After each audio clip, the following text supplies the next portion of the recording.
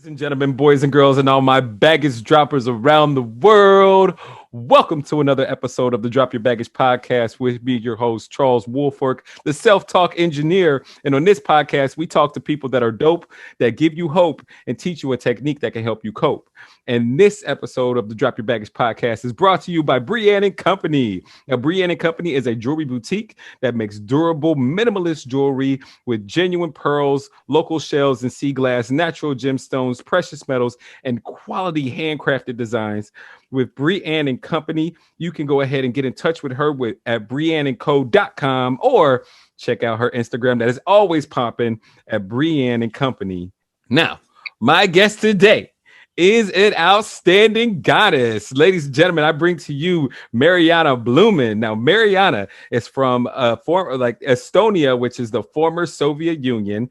She moved over in 1990, and she moved over to Potomac, Maryland, in the suburbia of DC. But now she lives in Davie, Florida. She is the co-founder and dermatologist at Precision Skin Institute, and she also has her own company, and she is the creator at Stamina Cosmetics. And Stamina Cosmetics, their mission is to deliver grit, grace, and wellness to our skin. She's been married for 16 years. She has a cat, dog, and a fish. And of course, her most impressive job is being the mother of 3 outstanding children. Ladies and gentlemen, I bring to you Marianna Blyumin. What's up, Marianna? Hello, Charles. What's up? Thank you so much for having me on. It's an honor. Thank you. Thank you for all the exchange of energy that we've been having, like over the time that we've been talking with one another. It's been absolutely outstanding. I agree. It's been a wonderful flow of frequencies, and I'm so glad they're aligned. And again, it's a pleasure to be here, especially on such a momentous day, the International Day of Peace. So I'm sending you as well as all the listeners a lot of peace and let there be love. Amen. Amen. So your story is absolutely outstanding. Please, let's go ahead and get into it. We can start from the beginning, or when you got into dermatology school. But let's start from the beginning, like when you moved over from Estonia and your life as a little kid in the Maryland area.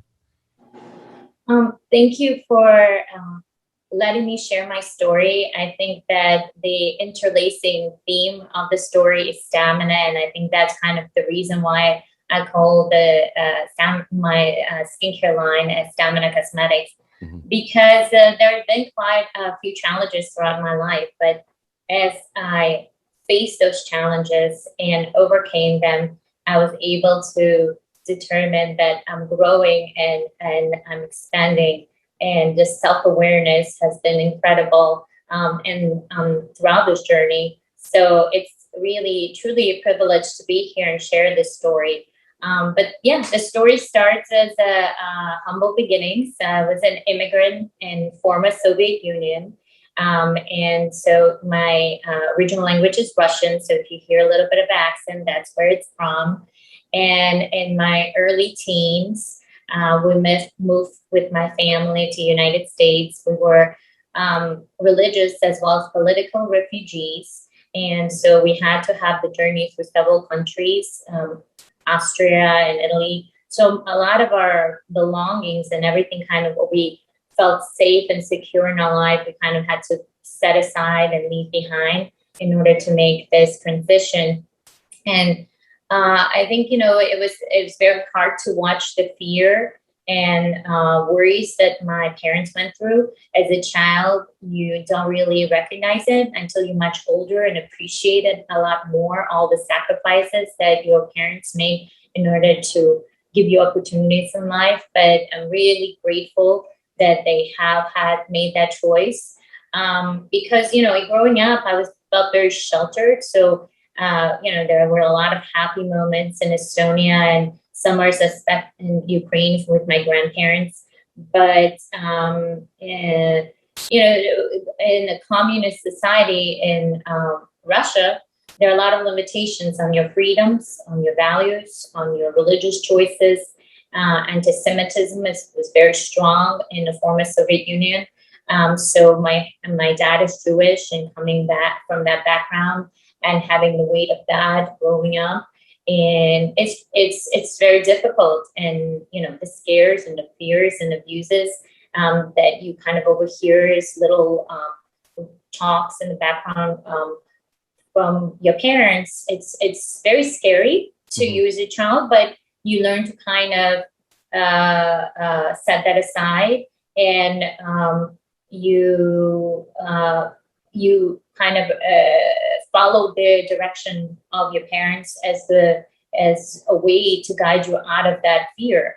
And that's what my parents were, like these pillars of strength and vision of extraordinary accomplishments. They were both intellectuals, engineers, as well as teachers. They were professors in the university. And so I learned so much from them, and a direction of that passion for education, I think, came from them, that gratitude. And I think that an amazing lesson of following your heart and embracing whatever you can to be resilient throughout life was all stemming from their teachings. So I'm grateful to them for that. They were strong enough to pursue immigration and move our family to fulfill that American dream, to teach us humility.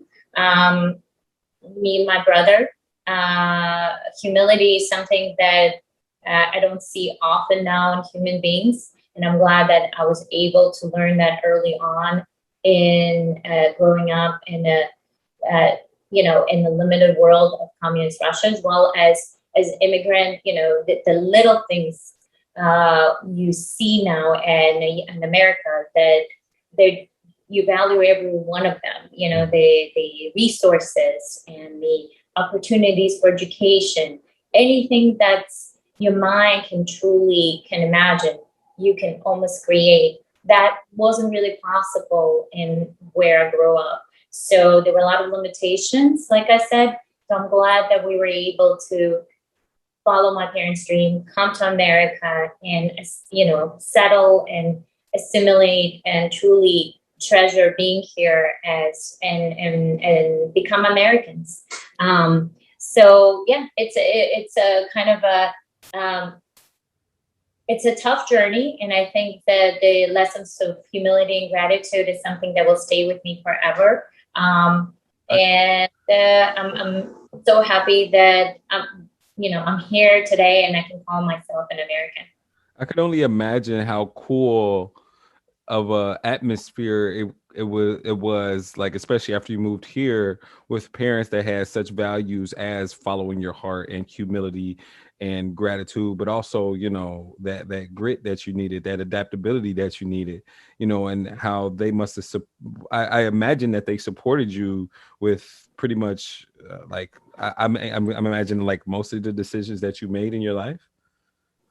So, stepping stones of support system, that's definitely something that's essential as an immigrant. And yes, a lot of gratitude goes to my parents, but the lessons of trust really in my persona stem from the gift of invitation that we got as an immigrant family from complete strangers. This couple with this family adopted us. We had no family members that lived in America. And so a Jewish community with this, that is connected with this family, was able to adopt us temporarily, which means assimilate them into their family life. And we lived with them for quite a few weeks before my parents could find a job, could find a school for us, and to settle. And initially, even they were able to connect us with the school system. And funny thing is where I met my husband. So, these are the little stepping stones that kind of move your life along. But looking back again, you recognize that they're the ones that will be formidable for the rest of your life. And I'm again super grateful that I can have that incredible opportunity to have trust these strangers to welcome us and help us so much and give us a chance. And then my parents to sacrifice so much of their intellectual ability to work the manual labor, to work those hard hours, and us to learn English because we didn't speak English and adapt as teenagers into the American culture and be welcomed by friends in America, but sometimes challenged by this different value system.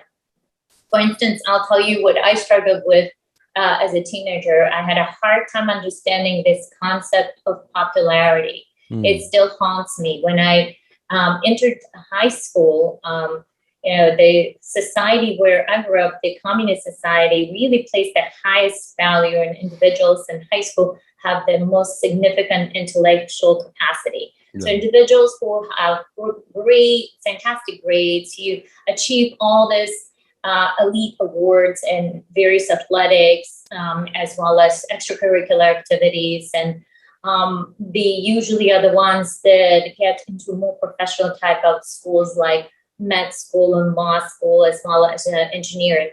However, when I entered high school in the United States, I recognized that those individuals were frowned upon, like they were considered nerds or dorks, or the people who were truly valued were the popular kids, the ones that went to the football games and were cheerleaders and were partying and were breaking the rules and were rebels. So to me, that was like a shock to my mentality. And I struggled a lot with that because with my family and myself, the values were different. So how do you make sense of this? How do you kind of accept it and fit well into this type of culture? Mm-hmm. And it was difficult. So it took time and also not speaking the language well. It was a learning journey also, and telling myself that I have a strong support system, and having the love for my family and making new friends and being able to really feel that self-confidence growing through the new friendships, through new connections, be it few, but they're quality friendships. That's what gets you out of that challenging experience and the struggles. And before you know it, you are on the other end of it and you're blossomed. And that's kind of what happened with me. And then I was able to determine toward the end of high school that science and medicine is something that stirred passion in me. I wanted to help more. I wanted to help people. I did some EMT work, which was exciting and fun, but I wanted a little bit more science and intellectual capacity. Mm-hmm. So I went to college thinking something along the way of biology research, cancer research, but also potential medicine. And college was a year of a lot of turbulence for me because it's an opportunity for making new friends. It's social development, self-discovery.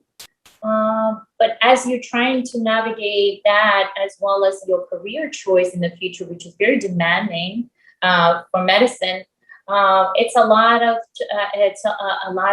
decisions, mm-hmm. and many mistakes can be made, which were, a lot of mistakes. And I think the biggest lesson of my college years was ability to understand my flawlessness, that I'm a human being. I make a lot of flaws, but I learned from my mistakes. What are the lessons that I make from those mistakes, from the wrong friendships, of the people that, that to trust and who not to trust, which are the valued friendships, which are the true ones, what's authentically your identity. I think a lot of us face that during our early 20s until we really solidify those value system in ourselves. Mm-hmm. So self-compassion is a big one. The learning self-compassion is what I've learned in college years, and that was what gave me strength to move forward and toward the medical school. Mm-hmm. Because in medical school, it's Georgetown, it's a lot of demand. It's long hours, a lot of study, and you have to prioritize. And at the same time, this is when your spirit of romance and love awakens. You want to meet that companion, that partner for the rest of your life.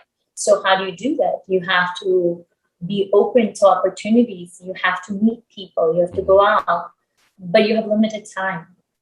How do you find that balance? You have limited time because you're also trying to achieve your career choice, which is medicine. You want to be the best doctor out there. So you study, and you study more. And, that perseverance is the lesson of, I think, my medical school. How to persevere in the face of all these different choices, of all these different decisions. And, and I was lucky enough at the end of college that I met my to-be future husband. We were at a party with friends, and, I looked at this young man and I said, "You look familiar." And he goes, "Yeah, you look familiar too." And then we kind of thought about it and we realized we went to the same middle school. We were the same small group of immigrants from former Soviet Union that, were together in those ESOL classes trying to learn English and in a bizarre way supporting one another, but at the same time challenging one another with, funny stories and jealousies and little nags here and there. But it's okay. I mean, these are the relationships that you look back and you say, God bless that I had them, because they're the ones that were the foundation of that self-development. That's me. So that kind of was the start of our relationship. And because that relationship developed and grew and took roots in college and developed and grew through medical school, I'm, again, extremely grateful. I know it sounds so repetitive, but gratitude is something that I don't take lightly. And I'm extremely grateful that I met that incredible person that was able to support my husband throughout my life for whatever the decisions I make, who's truly is selfless. He is so understanding of all of his dreams and my dreams and our dreams together, and is able to support in such a way that he knew that the choice was not going to be easy, because being married to a doctor carries a lot of weight. It takes being someone who is taking care of other people. It takes quite a bit of baggage. It's a lot of baggage that need to be dropped off somewhere. We can talk about it at some point. But he still took a chance and he fell in love with me, and I fell in love with him. And we an incredible, marriage together, very strong. And yes, it has its difficult moments, just like any healthy relationship. But we learned, to persevere with communication, a lot of communication. Not always possible with the kind of life we live. He's the career, he's in technology, my career, and then, the beautiful family that we have now, 3 kids, and the dog and the cat, the 4-legged babies and the fish. It's a chaotic life. We call it a zoo family. And the whole thing. But that's where I met him. So as I went through medical school and internship and residency, and fellowship, he was there for me throughout all of those challenging moments. So that was another 4 year of college, yeah? So medical school is 4 years, and then there's a year of internship, which is kind of a basic medical. Yeah, I don't know. You want to do the math? Maybe 13 years of learning, and then after that, it's a fellowship in clinical research and dermatology in Harvard. We went to Boston. And that was a year after we got married. And, the internship year was probably one of the most difficult years in my life, looking back. And I had some hard ones, as you can hear, but I think we all carry these type of hardships in that core. And I think that etches us out to become what we are. But internship year is a year of your medical career, and as a doctor, that's going to be the year that either makes you or breaks you. Mm-hmm. So, probably in the first few days of your internship, you will be given a beeper, like a pager. Well, this is when I was. Now it's, I'm sure, a smartphone of some form. Right. You're told you're going to be on call tonight, and if this beeper goes off, that means there's a code that the person is crashing and dying. So you better run, and you run fast throughout the hospital, and you save that person. And you kind of say, it's not just going to be me, it's my whole team, right? Because we're going to have to revive that person together. And they're like, yeah, but then you're on call and that beeper goes off and you're the first one to arrive when you see a lady trying to deliver a baby and dying, crashing, and there's no team to support you. So you're shocked. This is the shock system. And you have to basically breathe through it. Yeah. And have to listen to your heart and all the training that you're having to say, this is beyond you. This is that person. You have to give yourself to that person to help. You're there to help. So whatever you can do at this point to help, you got to do it. So abandon that fear completely. Fear is secondary. That's your ego. Let go of it. Right. But just help. And that's an incredible lightness of being, like that empowerment of letting go of the fear and just jumping in and helping as much as you can. And that's an extreme situation, but there's maybe many other stories like that. I can only imagine. I mean, the biggest, we also used to joke about it. I think the residency system is different now, but the best hobby of the internship year is ability to sleep. Yeah. You sleep whenever you can, in the corner, on the side, anywhere you can, you get sleep. So during this internship year, that's when we decided to plan our wedding with my husband. So as I started the internship year, I said, I'm excited. I think it would be a fantastic opportunity. He proposed at the end of my medical school. And I said, yes, of course. And now, we're the actual practice of medicine is starting, and you're practicing and you're learning. And it's exhausting, but at the same time, for me, it was exciting because it was a year to plan the wedding. And there was a lot of, with the planning comes a little stressors, but those stresses turned to extreme stress when my husband found out kind of a few months into the internship year that his mom was diagnosed Luba, which in Russian means love, was diagnosed with recurrent ovarian cancer. So she had it a few years back and she survived. But this is recurrence, and it was pretty metastatic. It was spreading fast throughout her body. So in a way, I can truly empathize with the people that I talk to right now that are struggling with planning a wedding with COVID. Because, there is no predictability. There's no certainty that it's going to take place.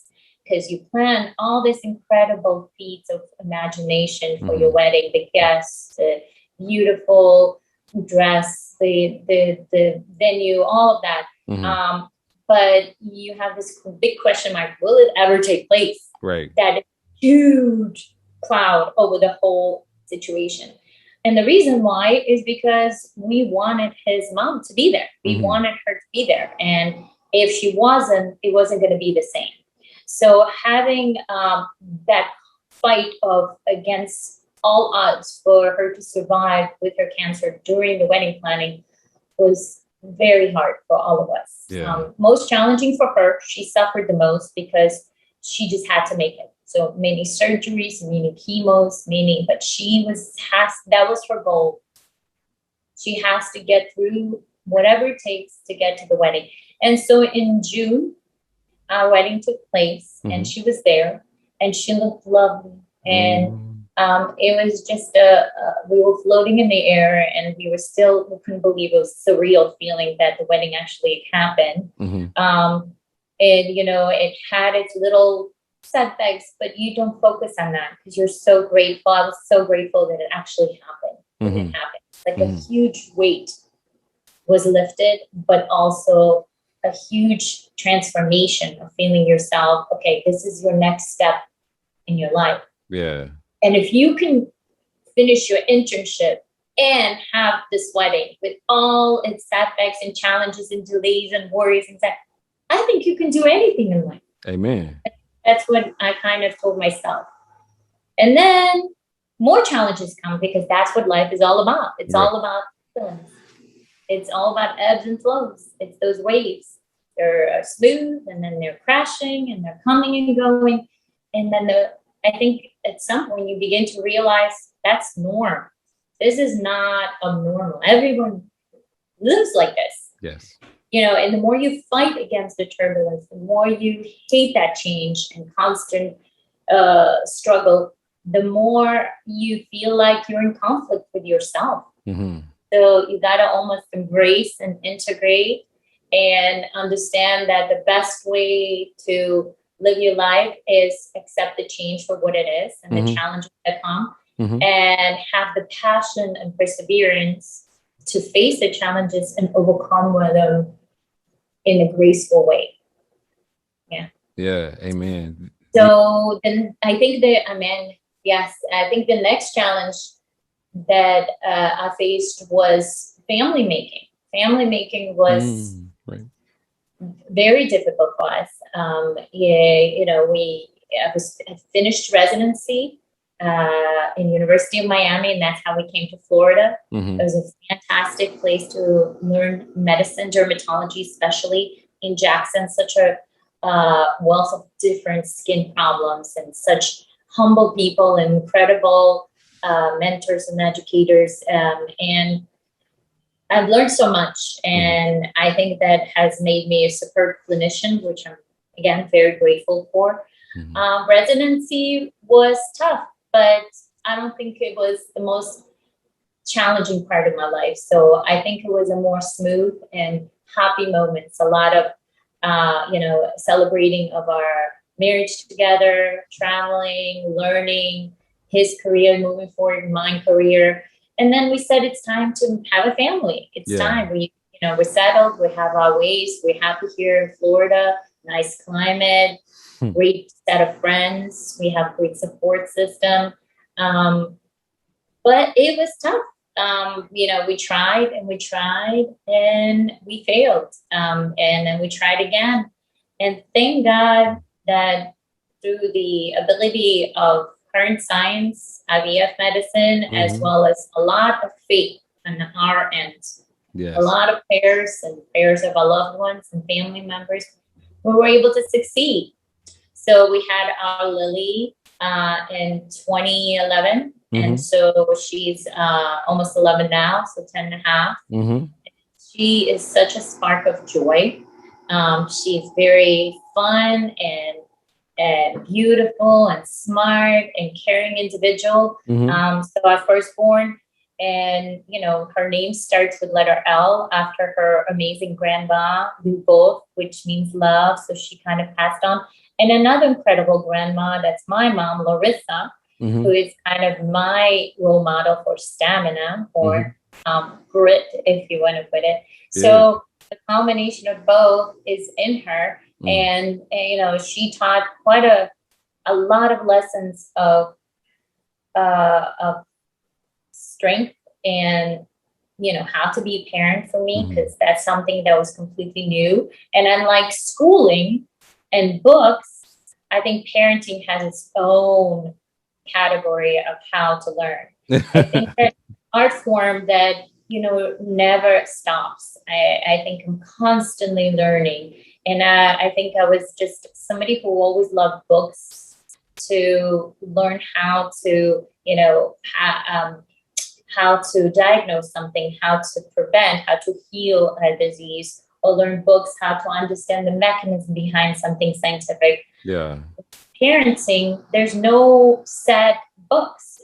And when we entered parenthood, this is when the internet was exploding. So there's all those internet ideas, and the pediatrician have their views, and the family members have their views. So you're navigating all this knowledge and trying to figure out what is the best way to rear this child. And I think over the last 10 years, the best way that I can guide future parents or parents that are just starting on this journey is follow your intuition and follow your child. your child will teach you the most what they need. Sometimes Mm. you're trying to overdo and overthink and overanalyze and overshelter. A lot of times, human beings, they just need to be given a chance to speak and show what they really need. And if we listen very carefully, pay attention, we can give that to them. Yeah. And also listen to your gut, because there's the best judgment for your child. No one knows your child the best. No, even the pediatrician. So yes, you can gather the information, especially with medical, the child is ill, from other mentors, Mm-hmm. the other doctors. But the best decision, ultimate decision, has to be yours. So follow the intuition. And then,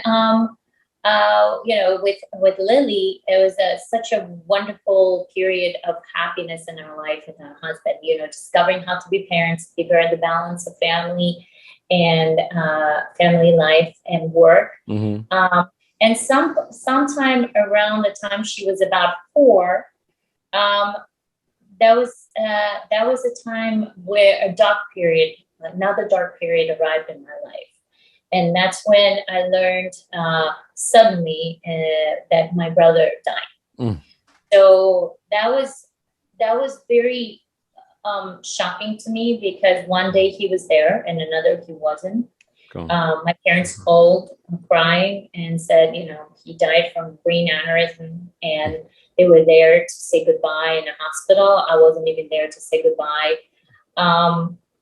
And you feel like a part of you is lost forever in that moment, and you hurt so bad, you just don't know how to take care of the hurt. So you try to band-aid it with a lot of distractions, work, family, a lot of busy stuff. You just kind of, there are many stages of grief, and we kind of have to travel through their journey. But it was a very difficult time for me, how to get accepting of the hurt, accept that it happened first of all, and then how to start healing myself with the help of my family, with the help of self-help books, with therapy. It's a challenge. I strongly encourage anyone who is dealing with grief of losing someone to really reach out to a therapist, because it's a significantly tough weight to carry just on your own, and just with the family members, because everyone approaches in such a different view. Right. And what therapists can do is it could be your guide to hold your hand as a teacher and give you those tools to come out of that dark cellar of pain, and to get past, so you're not using just a band-aid approach. You're not just reaching out for the vices of alcohol or drugs or other ways to escape that reality, but truly heal and move forward. Right. And if anyone is dealing with that right now, there's also a really great book that I recommend called Signs by Lauren Jackson.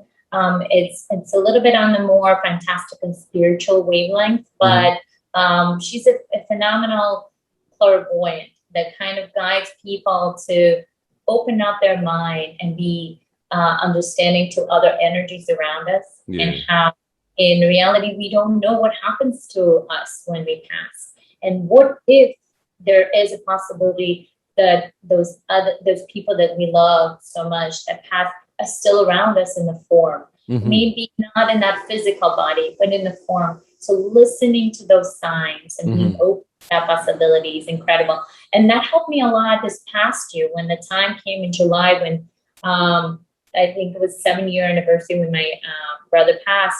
I had a lot of blue, sad moments. And when I read the book, and I mean to listen to on the Audible, because that's a kind of multitask now I do. But listen, as I get my nails done, because I gotta have self-care too. And that's how I listened to the book. And I think at some point I scared my nail stylist, because I was sitting there at the nail salon and listening to this book, and I was bawling. I was literally bawling, thinking of my brother. And oh wow! all the signs I might have missed before of him communicating. Oh, sorry, that's my doggy. Nah, no worries. My doggy Walter. The signs that I might have missed that he's around, and what other people encountered with this situation. And I'm bawling, and all the snot and secretions onto my mouth. And I'm just like, and this poor lady is trying to get my nails done, like, because that's her job. And she's looking at me and she's like, "Are you okay? Is everything okay?" And I'm like, "Oh, just listening to really." It was like, and I was like, "Oh my God, it's I feel like so like again surreal in that moment." Yeah. But whatever it takes to get you there, it's important to get through that period. And it's sad as it may be, it's another stepping stone towards stamina for me, because me being able to grieve and heal, not completely healed, it's still a learning process, be a better place about it, and finding that maybe some of the mission that my brother had for himself might be passed on to me, and I can share some of that for the future too. Amen. And fulfill that part of his destiny. I know it's a interesting view of how to make peace with it, but that's my way of doing that. Any way that you have to grieve and to release that negative emotion, that's the way you do it. So good for you. Thank you so much. I got a question. Like, so you've been through all these challenges. What's your why? You know what I mean? Like, why did you stay in medical school? Why did you, work so hard to have this baby? Like, what is your why behind it all? I think that I will have to say I feel strongly that I need to fulfill some form of dharma. And then that's a kind of a Buddhist term, but a higher, large form of positive impact on humanity in this world. Wow. I don't know where that thought came from or that feeling originally, but as more and more accomplishments and these challenges have overcome, the more it became clear in my mind that I'm for a big positive impact. And I want to share myself to help to bring more positivity and light and healing into this world. And I think that's my why. Thank you. And yeah, for sure. And one of the ways that you're fulfilling that dharma is through Stamina Cosmetics. Can you tell us more about Stamina? So Stamina Cosmetics is a skincare line that I thought of during COVID. So, speaking of other challenges, Precision Skin Institute is a clinic that I co-founded with my partner, Leslie Clark-Loser. It was right around the time that I found out pregnant with my twins, who are 5 now, Emma and Edward. They're boy and girl twins. And my partner learned this when I was about 3 months pregnant, and we signed the lease to start the practice. And it was a very vulnerable time for me. It was a very challenging time for her also, and me, and we learned to trust each other. This is a significant trust and vulnerability acceptance type of period. Sometimes I look back a little bit and have some regrets and guilt, because this, right after I had my twins, 3 months after I started my practice, and someone who's type A and achiever, I wanted to be successful. So I put all my heart and soul into this practice together with my partner. But at the same time, I had 2 little babies at home that needed me, and my 5-year-old daughter. So often I felt torn during that period and chaotic, and it felt very in the survival mode. Just, I got to get through this day. I just got to get through this day, give it my all. And once you kind of hit that 1-year period when the kids are sleeping better and the practice sustain and has some hope, that's when you can start stepping and feeling like you can breathe again and start taking care of yourself. Because otherwise it's like just swimming through it. But the practice blossomed. The kids blossomed. I had a fantastic support system, nannies, my parents, my husband. It worked out.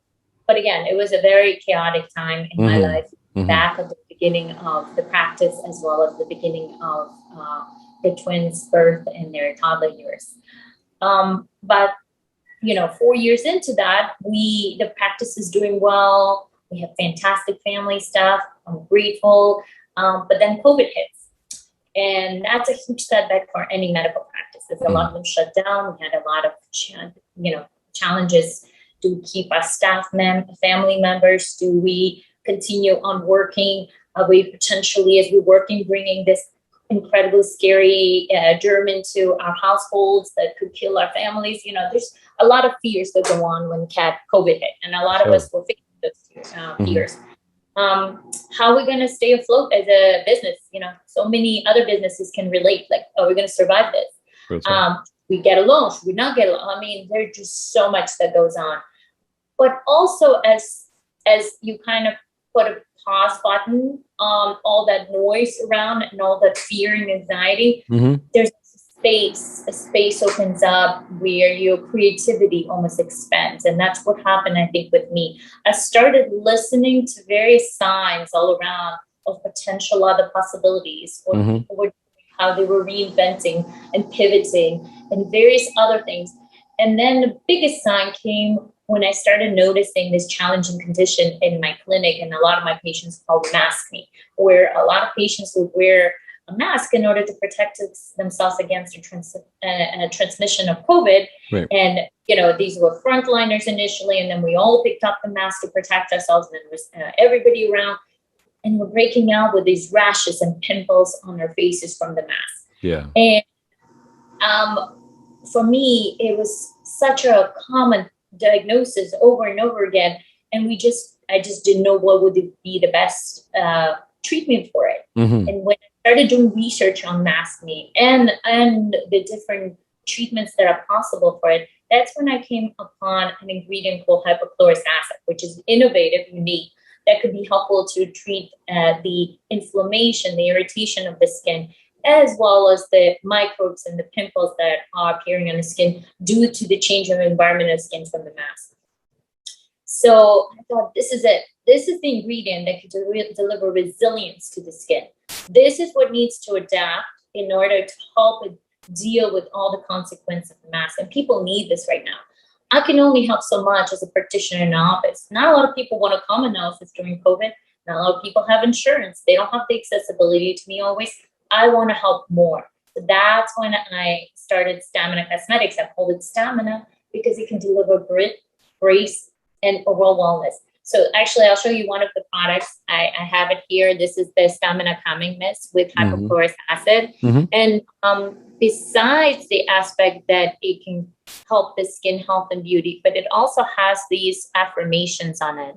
This affirmations, this one has, you got this. It's a jolt of positivity that we can see as we use this to encourage us to have more positive mindset, Amen. To have more belief in yourself and stamina, mental stamina to overcome various challenges throughout our life. Because you've been in those moments when you're driving the traffic and you're ready to rip your hair out. I don't know about you, but maybe rip my hair out. Yours are a little on the short side. Push on that pedal and just go, and you're so aggravated and irritated and frustrated. Yeah. But suddenly that song comes on. That's mellow. What's that song? What's that song that you like, Charles? What's that song that gives you that vibe, like you're happy and you're light and your life is good again? Love Lies by Khalid and Normani. Fantastic. Yeah. So Bob Marley or his son Ziggy and the beach in Hawaii and all the different reggae songs are my tune that I find peace in my heart. So that song, that's just one of the essential ways to jolt us into that feeling of love and positivity, so that we say, wait a minute, that traffic doesn't really bother me that much. I can be okay and I can go on. And this is just another form of it. Just a reminder, we got this. We can do it. We can get through the life and whatever the ebbs and flows it has for us. Well, I mean, and of course, you got the scientific part of it as well, which is the positive wording on it.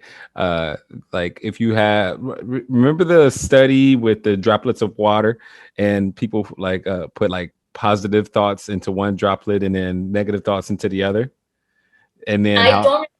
You can send me that information. Oh, I Oh my gotta read. gosh, yeah. So there was drops of water that were put in a petri, and then people put positive thoughts into one droplet of water, one petri, and it came out. And when it came out, it looked like a crystal. It looked like a snowflake. It was beautiful, right? And then on the other one, they put negative thoughts into it, and it looked murky and then dirty. So even the positive intention and wording that you put on the bottle, that is also affecting the contents of it as well. So good for you. Thank you. I really hope it uplifts our spirits as well as improves our skin health. Amen.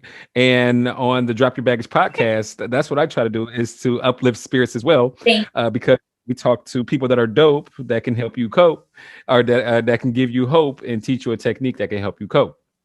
And here we are going to be doing the mental and emotional release process. Now, the mental and emotional release process is an NLP technique.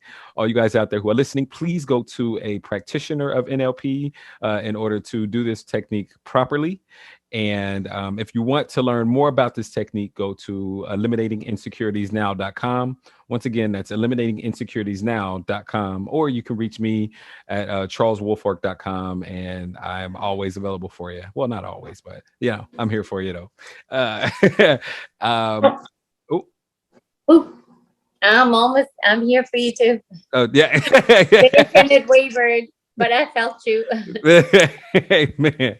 Hey, so today we are going to release the limiting belief that I'm not good enough, Marianna. So why is that something that bugs you? So the limiting belief of, I missed what you were saying. What bugs me? I didn't. I'm not good enough. How is that affecting you? Okay, so I think that bugs me is that I felt that I'm not good enough to handle all the different roles that I have to play in my life, because I am not good enough to be the best mom, the best daughter, the best doctor, the best business owner, the best serial entrepreneur. Like, I want to be able to handle and be proud of all of those roles, but I feel like I'm not good enough to be able to juggle and balance all of them. So it bugs me because I want to live my life fully and freely, and I can't do that without limiting belief. How does that make you feel, that you feel like as though you're not good enough to kind of juggle all these balls successfully? Frustrated, extremely frustrated. And I feel like it's stacking against a lot of the hopes and dreams that I'm trying to accomplish. It's conflicting. Yeah, with those hopes and dreams, we had talked about it earlier. I mean, you want to bring love and light with Stamina Cosmetics, and of course with your practice. But also there's a conflict within the family life, because you have these toddlers, for God's sakes, that still need your love and attention so much. So like, with you feeling like you're not good enough, do you feel like that's hindering you in some way from reaching your fullest potential in either area? Of course, in both ways. But I think beginning to change my belief. I'm beginning to understand that there are interconnected, that there are a way toward the same destiny, Yeah. that they're synergistic.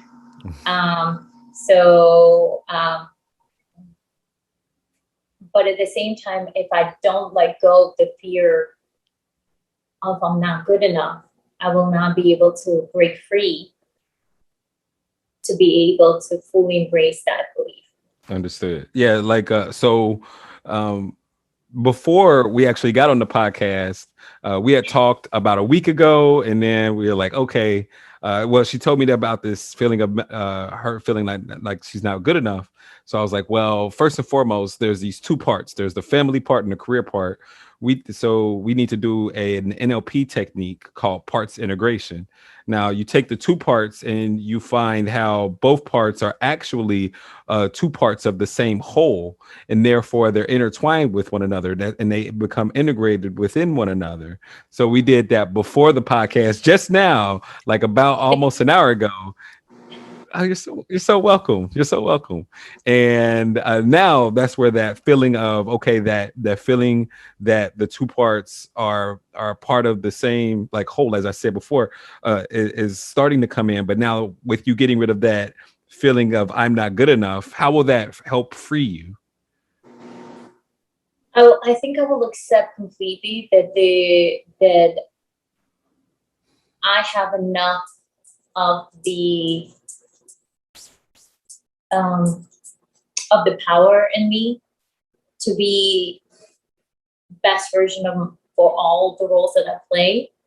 And then all of those roles are not in isolation. Just like the body is not in isolation, the body parts are not in isolation. It's an entire person. So like the skin cannot be in isolation from the mind or from the immune system or from the hormone system. Like we're all interconnected. Same with all these different roles that I'm trying to play as a mother and a daughter and a doctor and a teacher and a business. Like if I can understand that they're all interconnected, interlaced, and I can be there for all of them the best that I can as a person, because that's just my destiny. That's who I am. I'm able to move forward and be free to fulfill my destiny, fulfill what is the meaningful happiness for me. Amen. What evidence does your mind give you that you're not good enough at make like come doing both of the tasks together?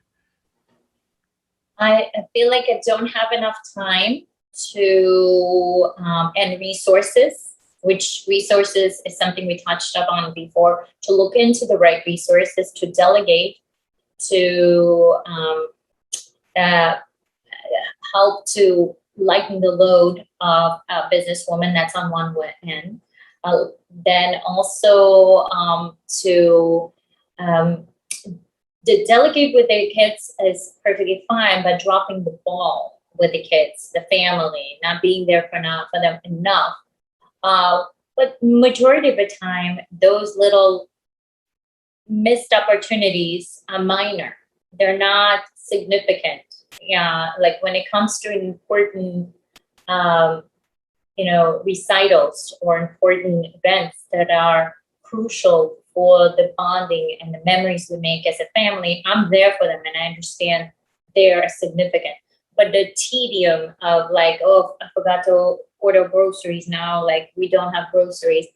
I mean, my mom would just laugh at this. Like, I remember when you were like 8 years old and we would stand for like an hour at 9 o'clock in the evening in the grocery store, and there were barely any groceries in Russia. And you would just be exhausted, come home at 10 o'clock, and I would just say, do your homework. And you would just go do your homework.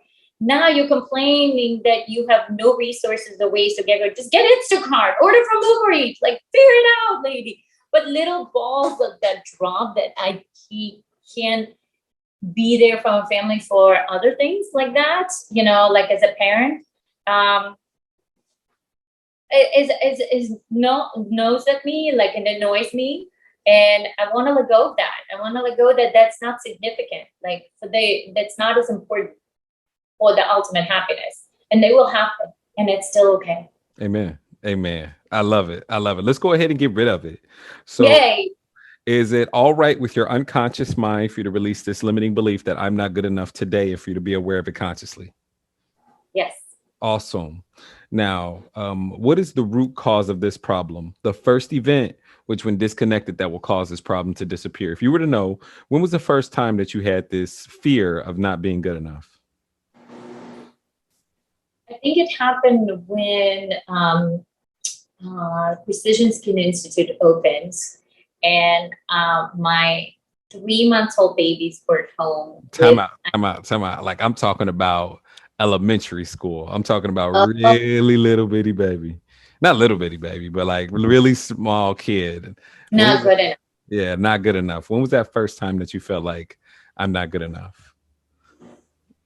Maybe back in Soviet Union. You said it was quite competitive back then as well. So, I have to say that growing up as a child, I didn't have any self-limiting belief like that.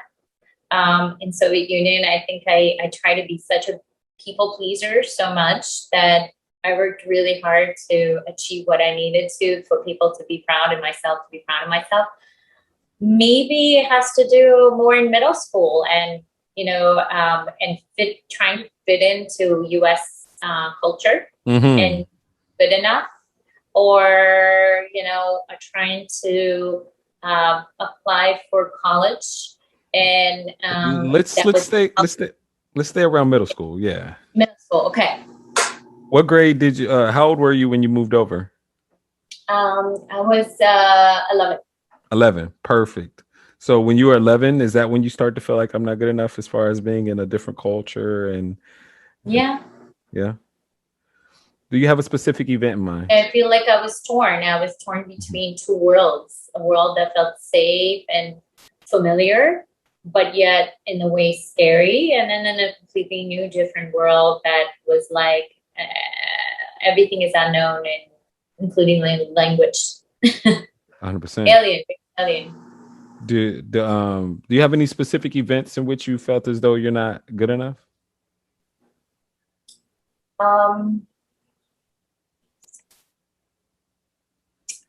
Okay, so I'll tell you, it's kind of like a joke, but it impacted me. I remember this memory in class where there was this very strict English teacher in middle school that wanted us, the class was unruly, and wanted us to write down, take out a piece of paper and write down, on this sheet of paper, I'm going to write about myself. And she, I wrote it down, and then I remember her walking around and looking, and kids were looking at my paper and laughing at me and laughing at her. And then when she picked up the piece of paper, she looked at me and started screaming at me, saying, "How could you write that?" And that was the first time I was punished for something I didn't know I did something wrong, because I wrote SHIT instead of SHEET. So, then later, of course, I realized the mistake. But I felt very ashamed and sad by it in that moment. Like, I wasn't good enough to be in this class. I should go back to like, I shouldn't be in this regular English. I'm not gonna be good enough to live in America. So I think, that was probably one of the origins of that belief. That was the one right there. All right. That's perfect. Okay. So with this exercise, all you got to do are three things. Number one, you have to use your imagination. Number two, you have to follow directions. And number three, you have to trust the process. Know that I'm your guide, and I'm going to be leading you through this easily and effortlessly. Now, with your past can be to your left, to your right, or behind you. If you were to know, where's your past? To your left, to your right, or behind you? Behind me. Where's your future? In front of me. Perfect. Now, I'm going to ask you to focus on some different events that have a charge on them, that where you may have felt like you weren't good enough. I want you to make sure that you observe those events from a third person point of view. And I want you to change your perspective upon those events by having compassion and empathy and forgiveness and acceptance and empowerment for yourself and for everyone else in the event. All right. Yeah. All right. So let's go ahead and get it started. You can go ahead and keep your eyes closed and let me know when you're ready for the process. I'm ready. Okay. So now just imagine floating outside of your body as if though you were a spirit or energy, and just imagine floating above yourself right here, right now, in this very moment. and see everything inside of the space around you. See your dog and your fish, the paintings, the lights, the window to your right, the door to your left, your necklace, your shirt, the screen in front of you. Let me know when you can see that whole scene from a third person point of view. I can see it. All right. Now, just imagine floating up above your timeline and float deeper and deeper and deeper into the past, above that first event in which you felt as though you weren't good enough. When you were 11 years old, you were a little girl in that classroom. I want you to see yourself as that little girl, but also want you to see everyone in the event, the kids and the teacher. I want you to stay high above the event, as if though you were a spirit or energy. Let me know when you can see the whole event.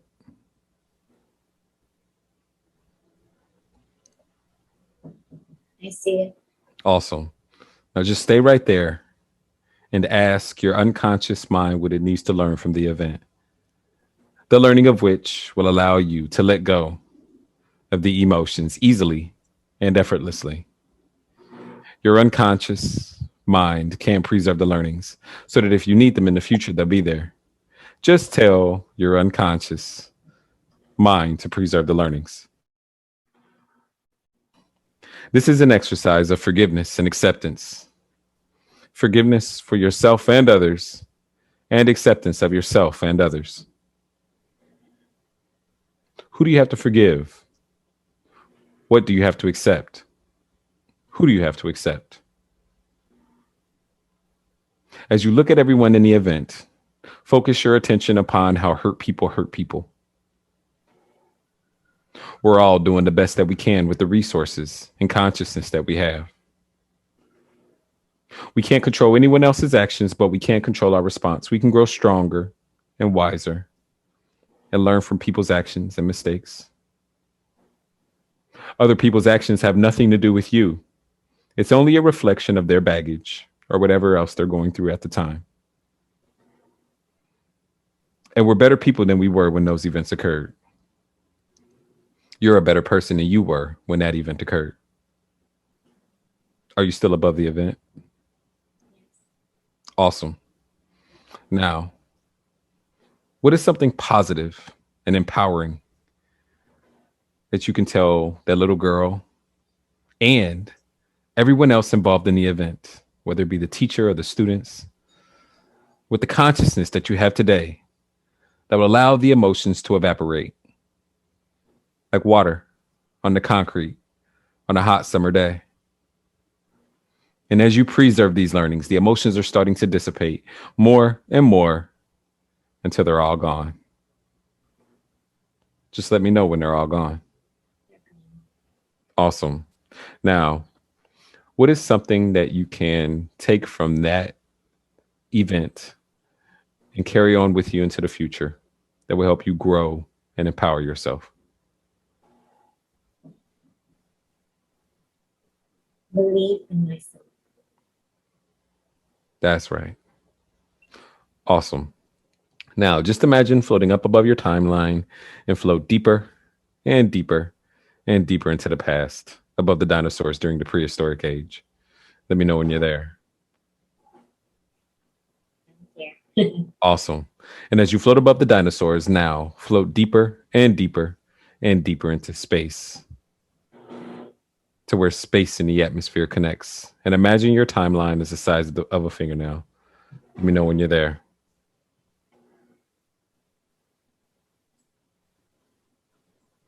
There. Awesome. And as you float there, just imagine floating there, weightless, in space, and ask yourself now, where are the emotions? Tell me, are they there or have they disappeared now? Awesome. Now, just imagine floating down inside the event, seeing through your own eyes as a little girl, and check on the emotions. Tell me, are they there or have they disappeared now? Awesome. Float back above the dinosaurs and then float into space to where space and the atmosphere connects. Let me know when you're there. Awesome. Listen closely. Float very, very high above your timeline, above each and every event that has the charge of that fear that you're not good enough, from birth until now in chronological order. Don't skip one event. Preserve the learnings and let that fear that I'm not good enough go all the way back to now. Go.